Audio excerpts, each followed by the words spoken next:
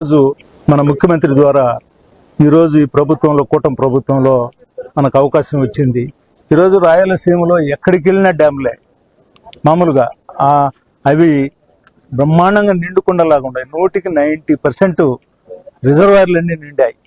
ఈ సంవత్సరం వచ్చే క్రాప్ రబీ కానీ ఖరీఫ్ కానీ బ్రహ్మాండంగా మరి ఆ నీళ్ళ అవకాశం వచ్చాయి. అదేవిధంగా ఈ యొక్క కిట్స్ ఇస్తున్నారు రైతులకు, డ్రిప్ కానీ స్ప్రింక్లర్స్ కానీ రకరకాలన్నీ కూడా 90% సబ్సిడీకి ఇస్తున్నారు.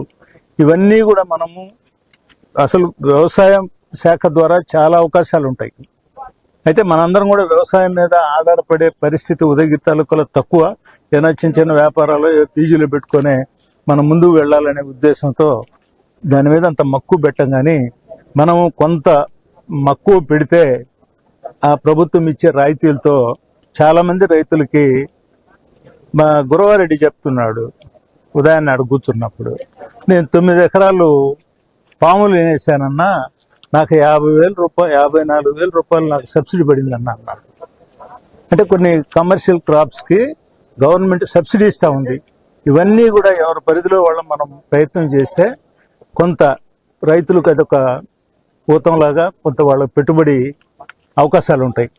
మరి ఈరోజు ఉదయగిరి నియోజకవర్గంలో మన వెనకబడ్డ ప్రాంతం, మనం ఏమైనా సరే మనందరం కూడా ఐక్యంగా సంఘటితంగా అధికార యంత్రాంగాన్ని అంతా కూడా మనం చేసుకొని వాళ్ళందరినీ కూడా సమాయత్తం చేసుకొని మరి సురేష్ గారి నాయకత్వంలో మన ఎంపీ గారు అందరం కూడా కలిసి ఈ ఉదయగిరి నియోజకవర్గానికి మరి ఈ యొక్క ఇరిగేషన్ పెరిగే దాంట్లో మన అందరం కూడా ప్రయత్నం చేద్దాం. బాబు గారికి కూడా తప్పనిసరిగా మన నియోజకవర్గం కూడా వెలుగొండ పూర్తి చేసే బాధ్యత తీసుకున్నారు కాబట్టి దాంట్లో మనకు మేజర్ షేర్ ఉంది. 90,000 ఎకరాలు ఉంది. ఇవన్నీ కూడా చాలా మంచి కార్యక్రమాలకు మనం ఈ 4 ఏళ్లలో సురేష్ గారి నాయకత్వంలో మన యొక్క అందరం కూడా కూటమి అందరం కూడా మనం పనిచేసుకుంటూ ముందుకు పోదాం. ఈరోజు మొన్న వరదలు వచ్చాయి. సమారమే 300 కోట్లు అక్రూషియల్ ఫండ్ నుంచి బాబు గారు రైతులకు ఇచ్చాడు. ఇట్లా పొగాకు రైతులను ఎప్పుడు కూడా నాకు తెలిసి మా ఊర్లో మేము పొగాకు వేస్తాం 40 ఏళ్ళ నుంచి. ఎప్పుడు కూడా ప్రభుత్వం పొగాకు కొనలా. ఫస్ట్ టైం టొబాకో కూడా కొన్నారు కొంత. అదేవిధంగా మామిడి రైతులు, ఇట్లా ఎవరికి నష్టం వచ్చినా ఎవరికి ఇబ్బందులు వచ్చినా ప్రభుత్వ పరంగా వ్యవసాయ శాఖ ఎక్కువగా స్పందిస్తుంది.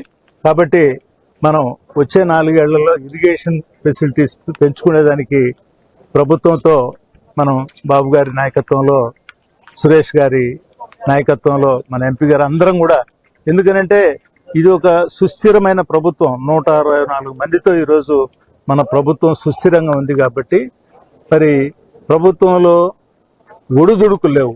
కాబట్టి మనం ఎంత కాన్సన్ట్రేషన్ చేసుకొని మన ప్రాంత అభివృద్ధిలో మన అందరం కూడా భాగస్వాములు అయితే తప్పనిసరిగా మంచి ఫలితాలు ఉంటాయి. కాబట్టి మనం ఆ దిశగా మనం సురేష్ నాయకత్వంలో మనం ముందుకు పోదాం. మరి ఈరోజు 8 మండలాల నుంచి వచ్చిన కొన్ని వందల ట్రాక్టర్లు, 100 మంది రైతులు, రైతు నాయకులు అందరం కూడా ఈరోజు ఈ విధంగా ఆయన ఇచ్చిన ఆ పథకానికి అన్నదాత సుఖీభవ ఈ యొక్క ఉదయగిరి నియోజకవర్గంలోనే 50,000 మంది రైతులు, ఫస్ట్ విడతలో 30 కోట్లు, 3 విడతల్లో రమారమే 100 కోట్లు వస్తూ ఉన్నాయి. కాబట్టి ఈ సందర్భంగా మన ముఖ్యమంత్రి గారికి మన ఉదయగిరి నియోజకవర్గ రైతులందరం కూడా మన సోదరులు, మన శాసనసభ్యుల యొక్క నాయకత్వంలో ఆయనకు మన అందరం కూడా హృదయపూర్వకమైన అభినందనలు ప్రతి రైతుగా మనందరం కూడా ఆయనకు మనం ఇవ్వాలి. నమస్కారం. ప్రమారమే 70-80% మారుస్తున్నారు. మన పరిధిలో మన ఎవరి ఏరియాలో వాళ్ళం కొంత మైండ్ పెడితే తప్పనిసరిగా కొన్ని వేల కుటుంబాలకు మనం వచ్చే సీజన్కు ఆ రైతు కుటుంబాలకు మనం ఇప్పించిన వాళ్ళు అవుతాం.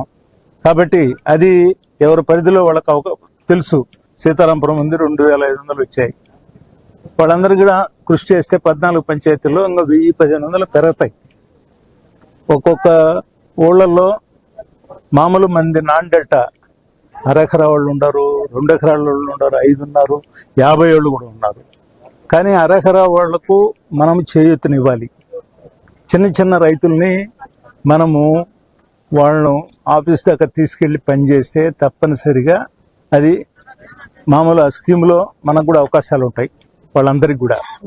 అదేవిధంగా ఈరోజు బాబు గారు 4వసారి ముఖ్యమంత్రి అయిన తర్వాత ఈరోజు రాష్ట్రంలో ఇరిగేషన్ వ్యవస్థ రైతుల కోసం పోలవరం కానీ హంద్రీ నీవా కానీ ఈరోజు మన ముఖ్యమంత్రి ద్వారా ఈరోజు ఈ ప్రభుత్వంలో కూటమి